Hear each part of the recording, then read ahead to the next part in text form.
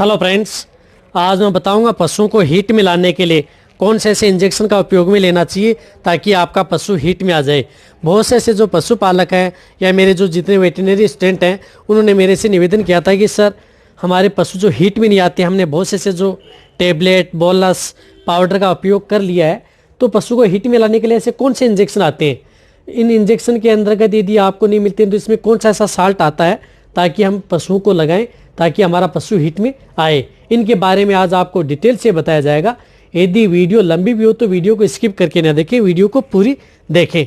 यदि अभी आप मेरे चैनल पर नए आए हैं तो पहले आप मेरे चैनल को सब्सक्राइब कर लें। जो लाल वाला बटन आपको दिख रहा है उसको दबा लें, साथ में आप बेल आइकन को भी दबाएं और उसमें जो ऑल वाला ऑप्शन आता है उसको दबाएं ताकि भविष्य में आने वाली हर प्रकार की वीडियो की नोटिफिकेशन आपको समय समय पर मिलती रहे। एक बात मैं बताना चाहता हूं कि आपका पशु हीट में क्यों नहीं आता है। बहुत से ऐसे कारण होते हैं जिसकी वजह से आपका पशु हीट में नहीं आता है। यदि आप अपने पशु को अच्छा मिनरल मिक्सर पाउडर दे चुके हैं, आप अपने पशु की सही समय पर यदि डिवर्मिंग करा चुके हैं, कहने का मतलब है कि जब भी आप अपने पशु को हीट में लाने के लिए, यदि आपका पशु ब्याने के बाद में या फर्स्ट यदि आप अपने पशु को हीट में लाना चाहते हैं तो इस बात का आप जरूर ध्यान रखें कि उसकी डिवर्मिंग है, उसे पेट के कीड़े मारने की दवा है, वो उसे प्रॉपर समय पर देते रहें।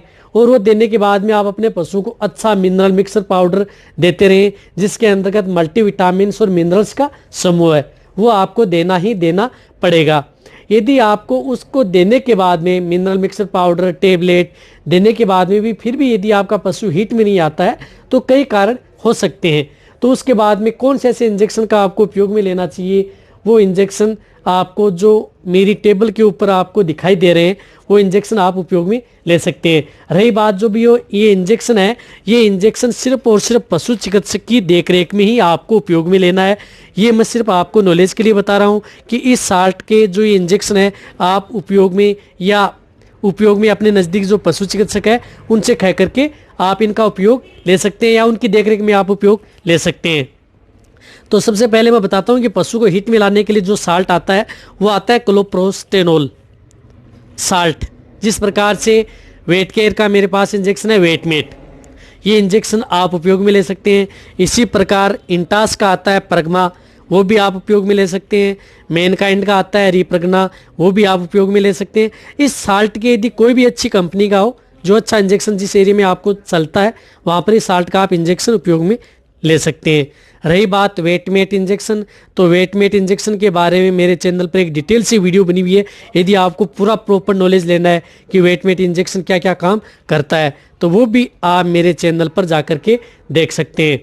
तो रही बात इस साल्ट की, तो ये वेटमेट इंजेक्शन आपको उपयोग में लेना है 2 ml इंट्रामस्कुलर। ये उपयोग में सिर्फ और सिर्फ इंट्रामस्कुलर यानी मांस में लगाया जाता है। और इंट्रामस्कुलर इंजेक्शन कैसे लगाया जाता है उसके बारे में भी मेरे चैनल पर वीडियो बनी हुई है, वो भी आप जाकर के देख सकते हैं। ये वेटमेट जो इस साल्ट का इंजेक्शन है वो आप 2 ml इंट्रामस्कुलर उपयोग में ले सकते हैं। यदि आपका पशु हीट में नहीं आता है 10 दिन के अंदर अंदर तो आप 10वें दिन फिर आप जो ये वेटमेट इंजेक्शन है आप वापस रिपीट कर सकते हैं। इस बात का आप जरूर ध्यान रखें। यदि आपका पशु हीट में आ जाता है, सपोज कोई कई बार तो ऐसा होता है कि पशु को इंजेक्शन लगाने के बाद में 72 घंटे के अंदर अंदर पशु हीट में आ जाता है या आपका पशु डिस्चार्ज देता है या उसकी जो सर्विक्स खुल जाती है तो आप उसे एआई भी करवा सकते हैं या नेचुरल गर्भाधान भी उसका करवा सकते हैं। 72 घंटे के अंदर कई बार पशु की जो सर्विक्स खुल जाती है या डिस्चार्ज देना प्रारंभ करता है तो आप ये जो आप नेचुरल है वो करवा सकते हैं। साथ ही साथ इनके साथ आप क्या है कि एक जो वेटेड इंजेक्शन आता है विटामिन AD3E का, वो भी आप उपयोग में लें, बहुत ही अच्छा आपको रिजल्ट मिलेगा। जो जिस प्रकार से ये जाइडस का वेटेड है या आपको और भी कोई इंजेक्शन मिले जिसके अंतर्गत विटामिन ADE, क्योंकि बहुत से ऐसे जो पशु हैं विटामिन ए की कमी से भी आपका पशु हीट में नहीं आ पाता है, डी और ई की वजह से भी आपका पशु हीट में नहीं आ पाता है। यदि मैंने विटामिन के बारे में डिटेल से बताऊंगा तो ये वीडियो पूरी इसी पर बन जाएगी। तो विटामिन AD3E के साल्ट के जो भी इंजेक्शन आते हैं वो 10 ml इंट्रामस्कुलर, ये भी इंट्रामस्कुलर इंजेक्शन है, इसके साथ आप लगा सकते हैं। और यदि 10वें दिन भी आप इसको रिपीट कर सकते हैं। यदि आपको बैटरी जेल लेना है तो कई ऐसे पशुपालक हैं जो इनका उपयोग भी ले चुके हैं। यदि फिर भी यदि आपका पशु हीट में नहीं आता है तो कई कारण हो सकते हैं आपके पशु को हीट में नहीं आने के। बहुत से ऐसे कारण हैं, हार्मोनल डेफिशिएंसी है, या आपके पशु में कई ऐसा है कि वेजाइनल इन्फेक्शन भी हो सकता है।